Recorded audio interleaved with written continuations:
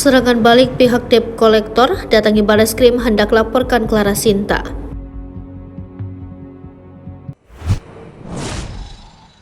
Serangan balik pihak debt kolektor datangi Bareskrim hendak laporkan Clara Sinta.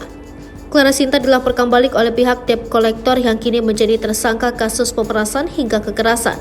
Pelaporan tersebut didampingi oleh kuasa hukum dari PT Lombok Nusantara, tempat bekerja debt kolektor yang kini menjadi tersangka atas laporan Clara Sinta. Laporan terhadap Clara Sinta itu berkaitan dengan dugaan keterangan palsu, laporan palsu, hingga surat palsu.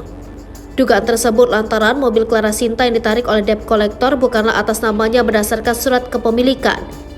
Firdaus Aiwobo pun mengungkapkan alasannya melaporkan Clara Sinta ke Mabes Polri.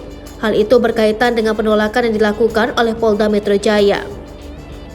Seperti diketahui, Clara Sinta melaporkan 7 debt kolektor yang menarik mobilnya. 3 di antara debt kolektor yang dilaporkan Clara Sinta atas tindakan perampasan mobil dan berujung pada membentak aparat berhasil diringkus. Firdaus Aiwobo, kuasa hukum debt kolektor, menyebut kasus Clara Sinta berbuntut pada kerugian yang dialami para penagih utang.